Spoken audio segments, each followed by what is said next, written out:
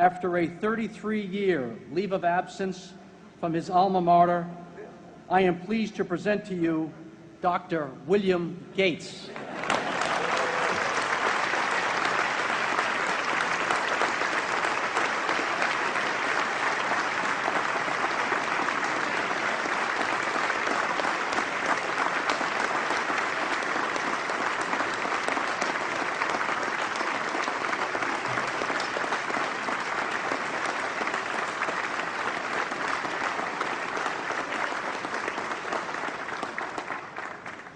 Thank you. President Bach, former President Rudenstein, incoming President Faust, members of the Harvard Corporation and the Board of Overseers, members of the faculty, parents, and especially the graduates. I've been waiting more than 30 years to say this. Dad, I always told you I'd come back and get my degree.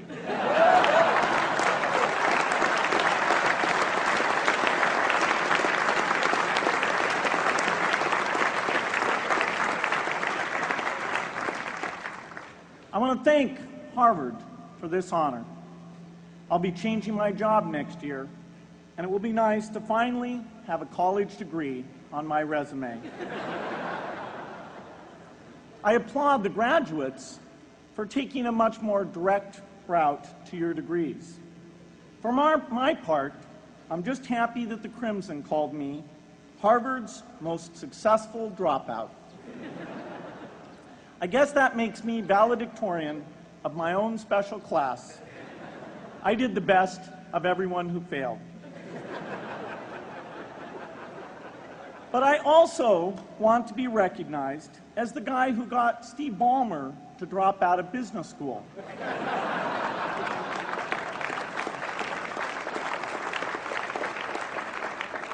I'm a bad influence.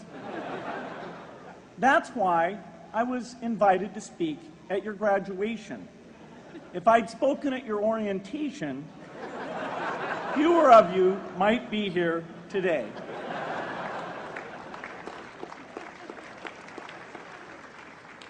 Harvard was a phenomenal experience for me. Academic life was fascinating. I used to sit in on lots of classes that I hadn't even signed up for. And dorm life was terrific. I lived up at Radcliffe in Currier House. There were always a lot of people in my dorm room late at night discussing things because everyone knew that I didn't worry about getting up in the morning. That's how I came to be the leader of the antisocial group.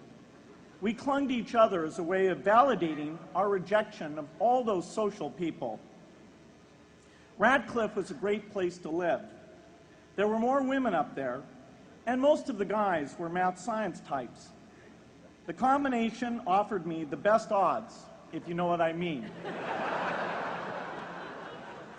That's where I learned the sad lesson that improving your odds doesn't guarantee success.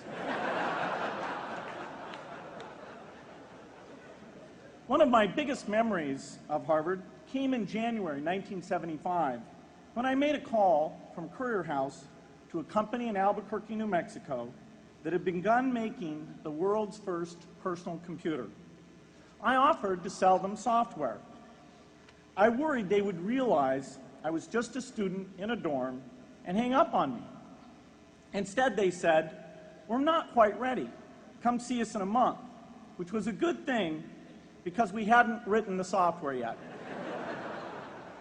From that moment, I worked day and night on the extra credit project that marked the end of my college education and the beginning of a remarkable journey with Microsoft. What I remember above all about Harvard was being in the midst of so much energy and intelligence. It could be exhilarating, intimidating, sometimes even discouraging, but always challenging. It was an amazing privilege, and though I left early, I was transformed by my years at Harvard, the friendships I made, and the ideas I worked on. But taking a serious look back, I do have one big regret. I left Harvard with no real awareness of the awful inequities in the world, the appalling disparities of health and wealth and opportunity that condemn millions of people to lives of despair. I learned a lot here at Harvard about new ideas in economics and politics. I got great exposure to the advances being made in the sciences. But humanity's greatest advances are not in its discoveries, but in how those discoveries are applied to reduce inequity.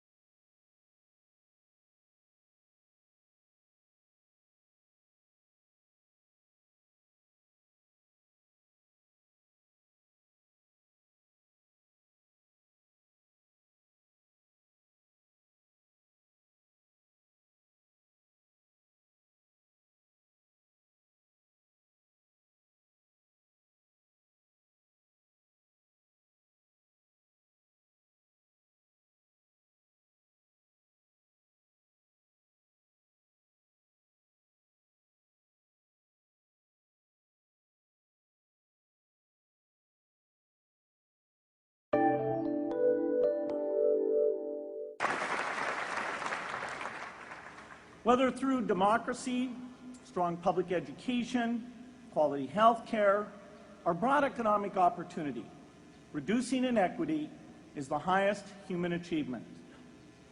I left campus knowing little about the millions of young people cheated out of educational opportunities here in this country. And I knew nothing about the millions of people living in unspeakable poverty and disease in developing countries. It took me decades to find out. You graduates came to Harvard at a different time.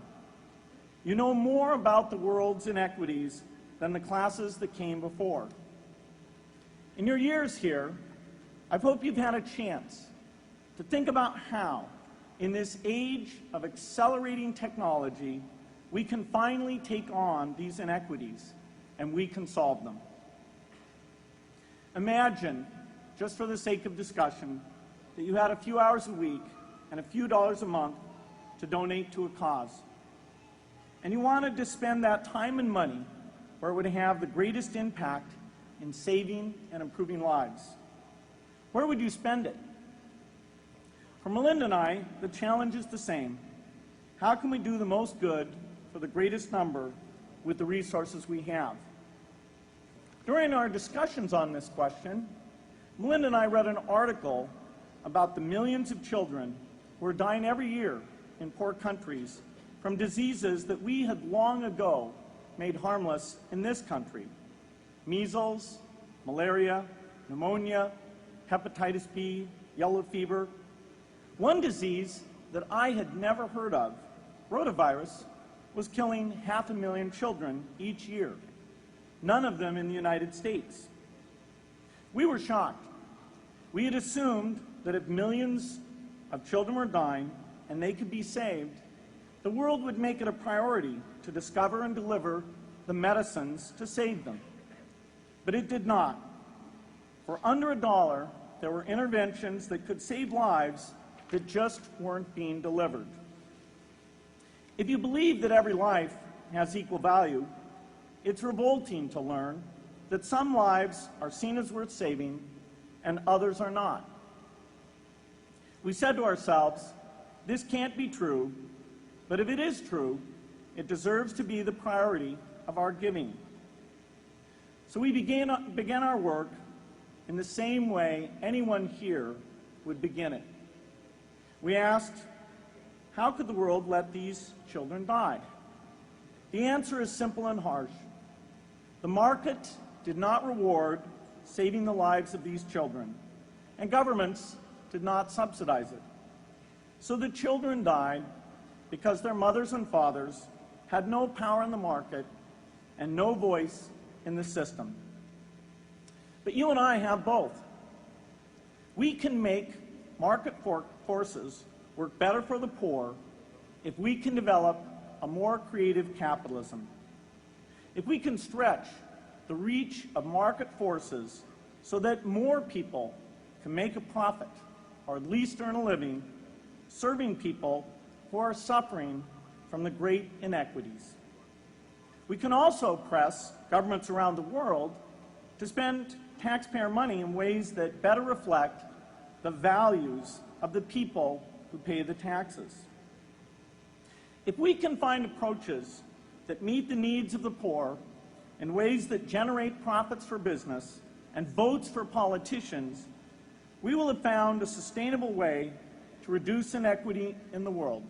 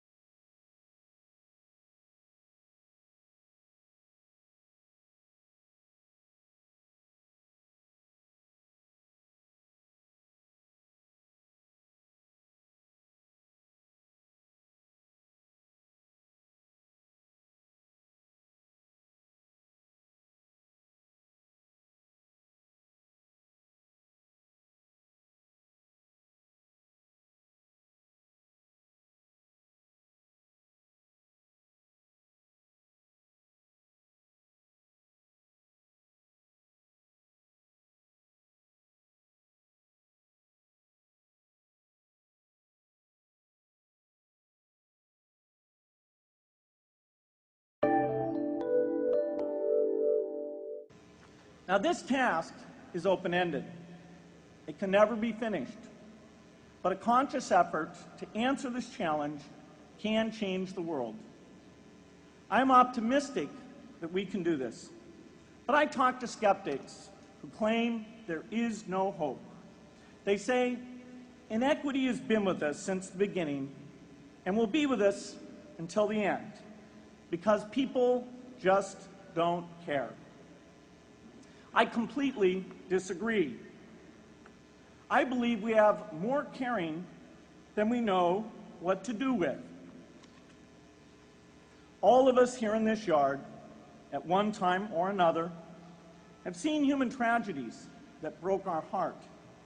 And yet we did nothing, not because we didn't care, but because we didn't know what to do.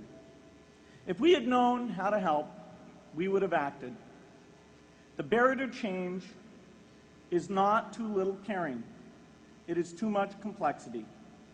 To turn caring into action, we need to see a problem, see a solution, and see the impact. But complexity blocks all three steps. Even with the advent of the internet and 24-hour news, it is still a complex enterprise to get people to truly see the problems. When an airplane crashes, officials immediately call a press conference. They promise to investigate, determine the cause, and prevent similar crashes in the future. But if the officials were brutally honest, they would say, of all the people in the world who died today from preventable causes, 0.5% were on this plane. We're determined to do everything possible to solve the problem that took the lives of the 0.5%. The problem is not just the plane crash, but the millions of preventable deaths. We don't read much about these deaths. The media covers what's new, and millions of people dying is nothing new. So it stays in the background where it's easy to ignore. But even when we do see it or read about it, it's difficult to keep our eyes on the problem. It's difficult to look at suffering if the situation is so complex that we don't know how to help. And so we look away. If we can really see a problem, which is the first step, we come to the second step, cutting through the complexity to find a solution. Finding solutions is essential if we want to make the most of our caring. If we have clear and proven answers anytime an organization or individual asks, how can I help? Then we can get action, and we can make sure that none of the caring in the world is wasted. The complexity makes it hard to mark a path of action for everyone who cares, and makes it hard for their caring to matter. Cutting through complexity to find solutions runs through 4 predictable stages. Determine a goal, find the highest impact approach, deliver the technology ideal for that approach, and in the meantime, use the best application of technology you already have. Whether it's something sophisticated like a new drug or something simple like a bed net. The AIDS epidemic offers an example. The broad goal, of course, is to end the disease. The highest leverage approach is prevention. The ideal technology would be a vaccine that gives lifelong immunity with a single dose. So governments, drug companies, and foundations are funding vaccine research. But their work is likely to take more than a decade. So in the meantime, we have to work with what we have in hand, and the best prevention approach we have now is getting people to avoid risky behavior. Pursuing that goal starts the 4-step cycle again. This is the pattern. The crucial thing is to never stop thinking and working, and never do what we did with malaria and tuberculosis in the 20th century, which is to surrender to complexity and quit. The final step, after seeing the problem and finding an approach, is to measure the impact of the work and to share that, success or failure, so that others can learn from the efforts. You have to have the statistics, of course. You have to be able to show, for example, that a program is vaccinating millions more children. You have to be able to show, for example, a decline in the number of children dying from the diseases.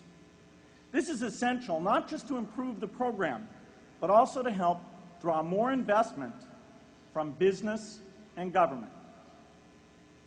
But if you want to inspire people to participate, you have to show more than numbers. You have to convey the human impact of the work so people can feel what saving a life means to the families affected.